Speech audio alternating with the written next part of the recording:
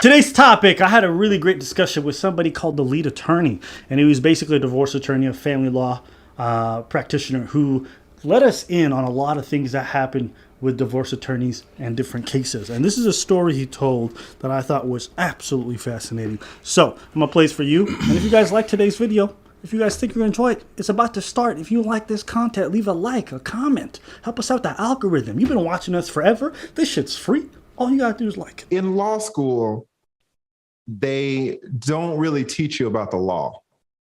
This might surprise a lot of people. They really just teach you how to think about the law, how to spot issues, but it's not like they're really teaching you hardcore law that you're going to use on a daily basis. And they don't teach you really, guys. If you hire a 24-year-old attorney, you've hired someone that is just not prepared, because there's so much that law school does not teach us. They don't teach us how clients lie to other people, how clients lie to us. They don't teach us how to get money, how to talk to clients when they owe us money. So many things about client relations, you got to find out on your own.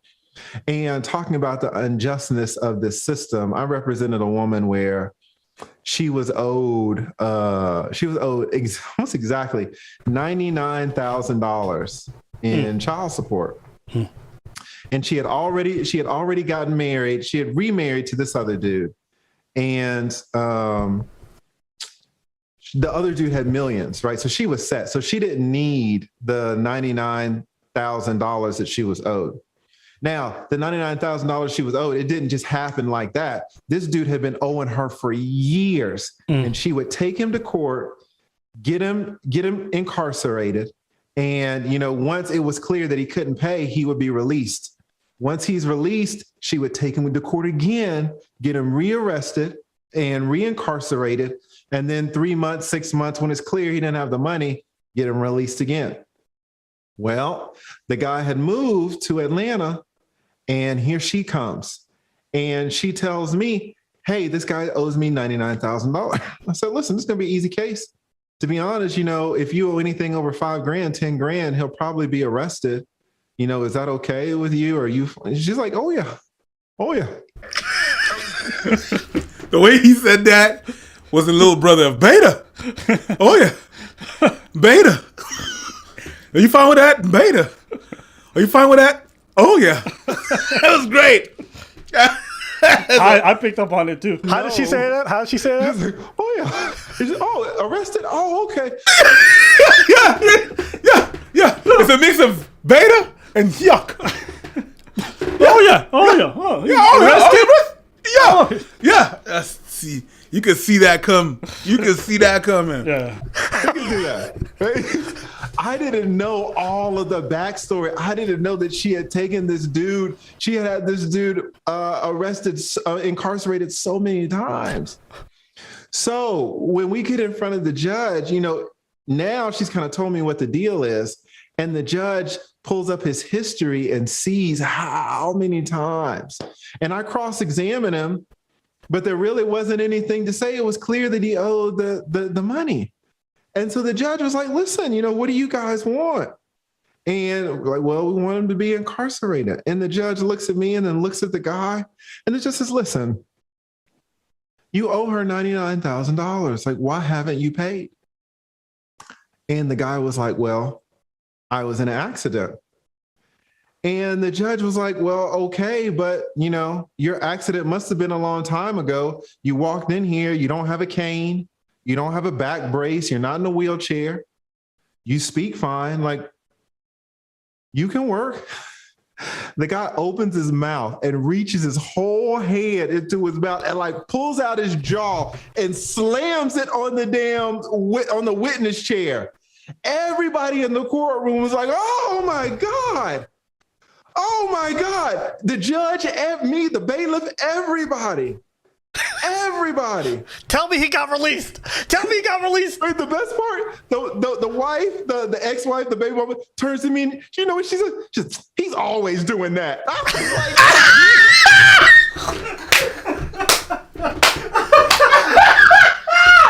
Oh, the levels of petty that you have to have. Oh wow, he always does that. Wow. I love it. That's crazy. Wow. But what happened to Zoe? Like, he has no job, basically. Apparently, the accident must have been that serious. We'll find out. Jesus Christ. You know. Like, apparently he would do this the judge, bless her heart, the judge is like, listen, I'm not even gonna, she did not arrest him. She ordered him to pay the 99 plus my fees, which really weren't even that much. They were like $5,000 or something like that. But she put my fees on the back of the 99. So she wasn't going to get the 99. So she certainly wasn't going to get my 5. But here's the point. She didn't care about the money. She was already married to a millionaire. Mm-hmm. She was using the court system to victimize this man because it came out he had cheated on her like 12 years ago. And even though her kid was well taken care of, living in this mansion, even though she was well taken care of, she didn't have to work, she was still mad about what he did those 12 years ago. And even though he had been in this accident, was never going to stop hunting this man. And what I learned as a new attorney is that I can be used by hunters. You see what I'm saying? Like when you go to law school, they're going to tell you about justice and they're going to tell you about fighting the good fight. They never tell you that you can be an instrument of weaponized. oppression. Absolutely. Yeah. Absolutely. They don't tell you a word about that in law school. And there are moments like that when you sit back and you're like, oh, okay, I see what's going on now, right? And after 20, I mean, you learn that there's no book will tell you this, that they're going to make you pay $400 for in law school. And isn't it tough for you because at the end of the day, you're a professional. You still have a job to do. Absolutely. Right, because at the same time, divorce lawyers have the same thing. They have to represent murderers. They use rapists, child molesters. And by the letter of the law, they're supposed to do it to the best of their ability, technically speaking. You're exactly right. I think I meant defense law. Yeah, defense. Well, we understand what you're saying, but it's crazy. Yeah, they could be a weapon. They could be a tool. They could be used to get back at people. Yeah, numerous times. Yo, shout out to the lead attorney because I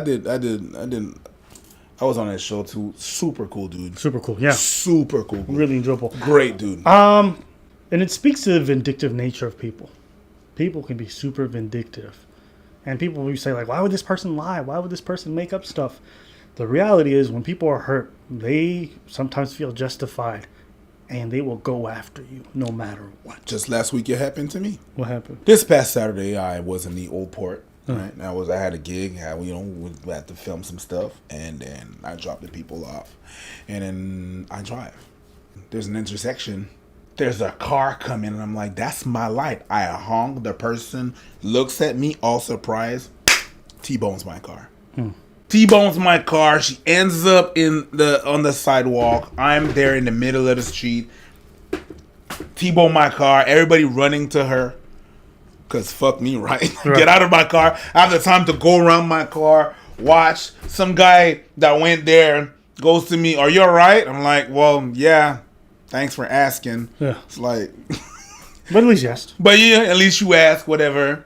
And when I honked, and she knocked my car, I looked at the light.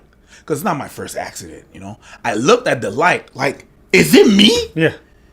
Am I in the wrong? I know I was on the green, but is it me? But wait, why were you in the middle of the intersection? No, because I was crossing my intersection. Okay. She T-boned me. Okay. She was coming off that way. Okay. So how fast was it? Not super fast, but if you hit the wheel of someone, you're going 40. Yes. You're no, going but I'm just 50. saying, for you to have time to see her honk, because you could tell she wasn't decelerating. No, she was just going like that. That was my light. Like, I've literally seen people run through intersections with my pedestrian way to walk, and I'm watching the person, so I can actually believe what you're saying. Your intersection here is dangerous. It's dangerous. I tell people all the time, like, I can see the motherfucker's not going to stop. Yeah. And I'm looking at it, and I'm like this. And this nigga, I'm like, I see him pass. So that's exactly it. So you know what? Keep going with your story. So I see her I'm like, she's not stopping. This is my light. I hung. She's not stopping. Like, maybe she's going to slam the brakes. No, she sees me last minute. Grabs my car. I look. When I look, it's green and it turns yellow. I'm like, she burned that light. Yeah. Get off my car. Police I come because me I call the police. Yeah. Me I call Babylon. Yeah.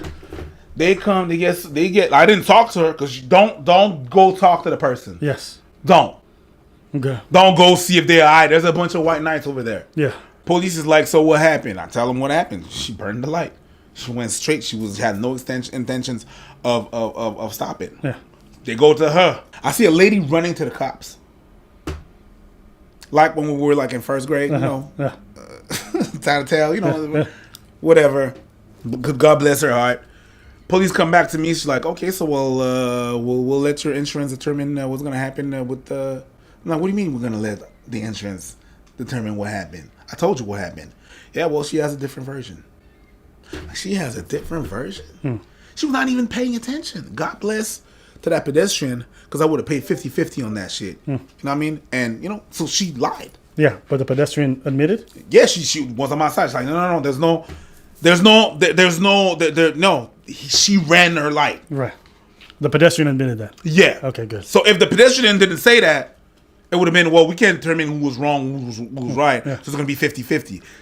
You know, it's crazy like that. When people are in a position where they have to lie, you know, it's probably not her car, They'll lie. mommy's car, whatever it was not. It's better for me to pass as the bad guy than her. Yep. People will use whatever they can to absolve themselves of, Why would someone lie? it's part of the human condition. And so when you're hearing a story and you say, why would somebody lie? Man, can. when you want to avoid culpability, there's a story of that lady who accused two brothers of forcing themselves on her. Why? Because a guy she liked on campus, she didn't want him to know that she did a threesome. So she lied and she went to jail for it. She admitted to lying after these guys got dragged through the mud. And what I'm trying to say in the whole point of this is Dragged that through the mud, people got will kicked out of go a class. for 12 years, they'll hold on to things. For 12 years.